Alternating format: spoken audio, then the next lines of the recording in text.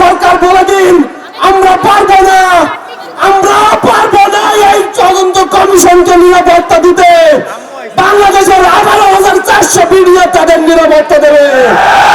Commission হয়েছে, কমিশনের প্রথম পেরায় লেখা আছে পূর্ণ তদন্ত করবার অধিকার রয়েছে এই কমিশনের। ঠিক তারই দ্বিতীয় পৃষ্ঠায় রয়েছে নাম্বার অপশনে যে পূর্বের বিচার অক্ষুণ্ণ রেখে তুমি কমিশন তদন্ত করবে। এটি কি বৈষম্য নয়? আমি আমার 18,000 বিডিআর পরিবারের কাছ থেকে শুনতে চাই এটি বৈষম্য নয়। আমি আবারও শুনতে চাই এটি কি বৈষম্য নয়? এদেশে কোন বৈষম্য চলবে না।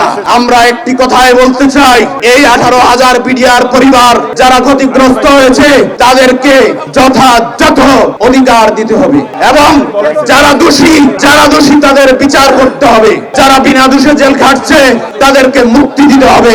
বাংলাদেশের কোন দোষীকে ছাড় দেওয়া যাবে না এবং বিনা দোষীকে আইনের আওতায় আনা যাবে না। নিষ্পত্তি করার জন্য, তাদেরকে চুপ করানোর জন্য ভারতের ইন্ধনই পাওয়া গেছে।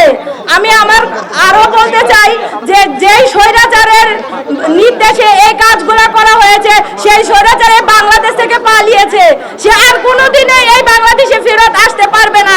তার শ্বশুর বাড়ি দিল্লি, সে দিল্লিই থাকবে। জেলবন্দি আছে তাদেরকে আমরা মুক্তি চাই। কালকে আমাদের শুনানি আছে, আমরা সসম্মানে চাই যে আমাদের বিডিআরদের মুক্তি, আর যারা চাকরি হারিয়েছে তাদেরকে পূর্ণ বহালের ব্যবস্থা করবেন। আর আমি আরো বলতে চাই যে 2009 সালে যে পিলখানা হত্যাকাণ্ড হয়েছিল সেটা তো পরিকল্পিত, সেটা আমি জানি, আমার সারা বাংলাদেশের সব জনগণই জানে। পিলখানার হত্যাকাণ্ডে আমাকে চাকরির থেকে অনে দেয়, অনেক পরে দেওয়ার পরে দেয় পুনরায় তদন্ত করে আমাকে পুনরায় সিলেট সেক্টরে আমার ইউনিটে পাঠানোর পরে দেয় 6 মাস চাকরি, 7 মাস চাকরি করার পরে আমার কাগজ আছে, আবার আমার যে সিসি আমার আছে কাগজপত্র আছে, আমাকে পুনরায় আবার জেলে ঢুকাই দিছে।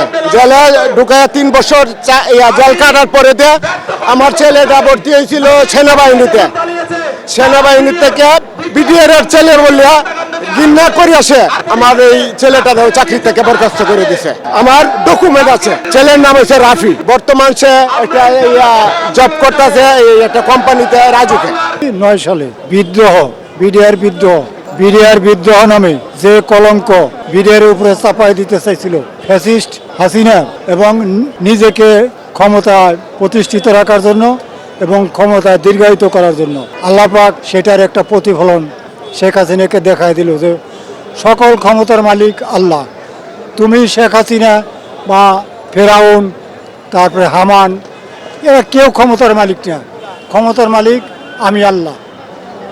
আল্লাহ পাকই সব ক্ষমতার মালিক, সেটা আল্লাহ পাক দেখাই দিল শেখ হাসিনাকে।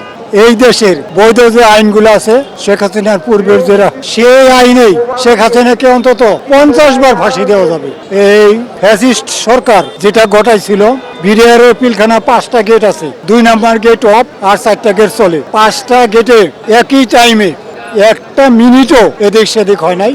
11 জন লোক বিডিআর এর ইউনিফর্ম পরা, বিডিআর এর অস্ত্র নেওয়া, অথচ ওই সময় বিডিআর এর কোনো লোক বাহিরে ছিল না পিলখানার। এটা ইন্ডিয়ান গোয়েন্দাকে প্রশিক্ষণ দিয়ে করে এই ঘটনা ঘটাইছে শুধুমাত্র শেখ হাসিনা ক্ষমতা দীর্ঘায়িত করার জন্য এবং এই বিডিআর সীমান্তে যাতে বাংলাদেশ দুর্বল হয়ে যায়। সিলেটের পাদুয়া 71 সালে BDR EPR east Pakistan Bengal regiment EPR এবং বিএসএফ, কারণ তখন তো সীমান্তরক্ষীরা আমাদের ইপিআর এবং বিএসএফ ওই ক্যাম্পে থাকতো। দেশ স্বাধীনের পরে শেখ মুজিবুর রহমান যখন ডাক দিল সমস্ত মুক্তি বাহিনী চলে গেল, আর তখন ওই ক্যাম্পটা তখন বিএসএফ এর হাতে চলে গেল। অদ্যাবধি সেই ক্যাম্পটা বিএসএফ এই অবস্থান করতেছে। শেখ হাসিনা যখন 96 ক্ষমতায় এসে কয় বিডিআর ওটা দখল করো, ওটা তো বাংলাদেশের, পৃথিবীতে কেউ দখল করতে পারে নাই।